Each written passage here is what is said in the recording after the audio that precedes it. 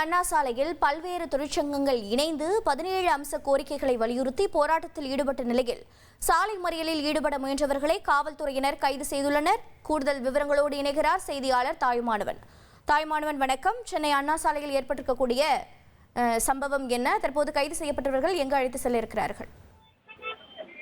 திருத்தப்பட்ட தொழிலாளர் சட்டத்தை திரும்ப பெறுதல் உள்ளிட்ட பல்வேறு கோரிக்கைகளை வலியுறுத்தி மத்திய அரசை கண்டித்து அகில இந்திய அளவுல இன்று தொழிற்சங்கங்கள் வேலைநிறுத்த போராட்டத்தை ஈடுபட போவதாக அறிவிப்பை வெளியிட்டிருந்தாங்க. அந்த வகையில அரசு அலுவலகங்கள்ல இருக்கக்கூடிய அரசு அலுவலர்கள், ஆசிரியர்கள், வங்கி ஊழியர்கள், அதே போல் பேருந்துகளை இயக்கக்கூடிய ஓட்டுநர்கள், நடத்துனர்கள் என அரசின் சார்பில் தொழிற்சங்கங்களில் இருக்கக்கூடிய அனைத்து பிரதிநிதிகளும் இன்றைய தினம் வேலை நிறுத்தத்தில் ஈடுபட போவதாக அறிவிப்பானது வெளியிடப்பட்டிருந்தது. தமிழகத்தை பொறுத்தமட்டில் பார்த்தோம் என்றால் சிஐடியு, தோமுசா, ஐஎன்டியூசி உள்ளிட்ட 13 தொழிற்சங்கங்கள் இன்று வேலை நிறுத்தத்தில் ஈடுபடுவதாக அறிவிப்பை வெளியிட்டிருந்த ஒரு சூழலில் காலை முதலே பேருந்துகள், ஆட்டோக்கள் என அனைத்துமே பரவலாக இயக்கப்பட்டு வருகிறது. பொதுமக்கள் வழக்கமான பணிகள்ல, வழக்கமான வேலைகள்ல ஈடுபட்டு வரக்கூடிய நிலையில் தொழிற்சங்கத்தில் இருக்கக்கூடிய தொழிலாளர்கள் பலர் தற்போது அண்ணா சாலையில சாலை மறியல் போராட்டத்துல ஈடுபட முயன்றாங்க. இதன் காரணமாக அண்ணா சாலையில ஒரு கடுமையான பரபரப்பு என்பது ஏற்பட்டிருந்தது. குறிப்பா இங்க சாலை மறியல்ல ஈடுபட முயன்ற தொழிலாளர்களின் காரணமாக இந்த பகுதியில ஒரு கடும் போக்குவரத்து நெரிசல் என்பது ஏற்பட்டிருந்தது. குறிப்பா தற்போது நடைபெற்று வரக்கூடிய இந்த சாலை மறியல் போராட்டத்துல சென்னை அண்ணா சாலையில் பல்வேறு தொழிற்சங்கங்கள் இணைந்து 17 அம்ச கோரிக்கைகளை வலியுறுத்தி போராட்டத்துல ஈடுபட்டாங்க. இன்று ஒரு நாள் நாடு முழுவதும் பொது வேலை நிறுத்தத்தை தொழிற்சங்கங்கள் அறிவித்திருந்த ஒரு சூழலில் தற்போது சாலை மறியல்ல ஈடுபட்டிருக்கக்கூடிய அந்த தொழிற்சங்க நிர்வாகிகள் மற்றும் பிரதிநிதிகளை தற்போது காவல்துறையினர் கைது செய்து வரக்கூடிய காட்சிகளை பார்க்க முடியுது. பிரதானமாக இந்த போராட்டத்துல தோமுசா சார்பில் நடராஜன், சிஐடியு சவுந்தரராஜன் உள்ளிட்ட முக்கிய நிர்வாகிகளும் இதுல பங்கேற்றதன் ஒரு சூழல்ல தற்போது அனைவரும் கைது செய்யப்பட்டு தடுப்பு காவல்ல வைக்கப்பட்டிருக்கக்கூடிய காட்சிகளை பார்க்க முடிகிறது. அண்ணா சாலை தாராப்பூர் டவர் அருகே காவல்துறையினர் இந்த போராட்டத்தில் ஈடுபடுபவர்களுக்கு என்று தனியாக இடம் என்பது ஒதுக்கி அங்கே போராட்டத்தில் ஈடுபடுமாறு வலியுறுத்திய நிலையில ஆங்காங்கே தடுப்பு வேலிகள் அமைத்து பாதுகாப்பு பணியில ஈடுபடுத்தப்பட்டிருந்தாங்க.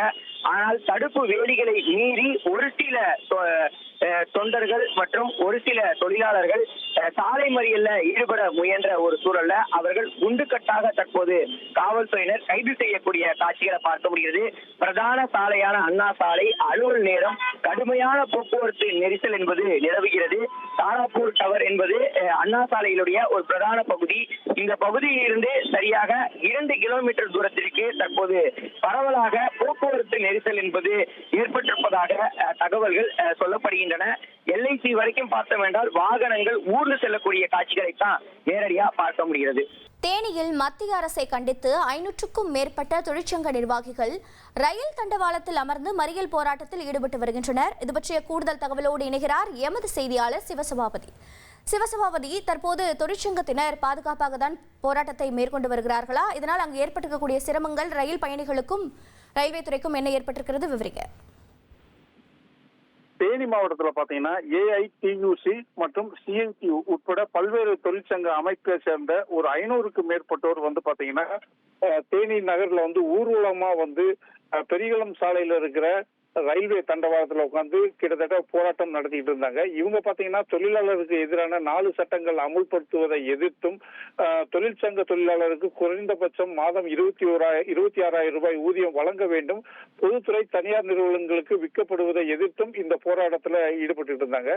இந்த போராட்டமானது பாத்தீங்கன்னா அந்த ரயில் டிராக்ல ரயில் தண்டவாளத்துல சுமார் ஒரு அரை மணி நேரத்துக்கு மேல நடைபெற்றுச்சு. இதனால பாத்தீங்கன்னா தேனி பெரியகுளம் சாலையில கடும் போக்குவரத்து பாதிச்சுன்னே சொல்லலாம். ஏன்னா காலையில பாத்தீங்கன்னா ஸ்கூலுக்கு போறதுக்கு எல்லாத்துக்குமே வாகனங்கள் செல்லக்கூடியது, ஸ்கூல் பள்ளி மாணவிகள் பெட்ரோல் விடக்கூடியதுனால அங்க கடும் போக்குவரத்து நெரிசல் ஏற்பட்டுச்சு.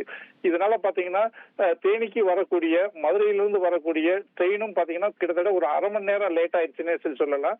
இவங்க போராட்டத்தை தொடர்ந்து பாத்தீங்கன்னா போலீசார் மற்றும் ரயில்வே போலீசார் இணைந்து போராட்டம் செஞ்சுட்டு இருக்க தொழிற்சங்க நிர்வாகிகளை கைது செய்து அப்புறப்படுத்தினர். இதற்கப்புறம் ஒரு அரை மணி நேரம் தாமதமாக மதுரையிலிருந்து தேனிக்கு வந்த ரயில் வந்துச்சு. இவங்களை அப்புறப்படுத்திய பிறகுதான் பாத்தீங்கன்னா போக்குவரத்து எல்லாமே சரி செய்யப்பட்டு தற்பொழுது நிலைமை சரியாகி உள்ளது. ட்ரெண்ட ஃப்ரெண்ட் ஆக்கிக்கோங்க. தந்தி டிவியின் சப்ஸ்கிரைபர்ஸ் அண்ட் ஃபாலோவர்ஸ் குடும்பத்துல நீங்களும் இணையுங்க.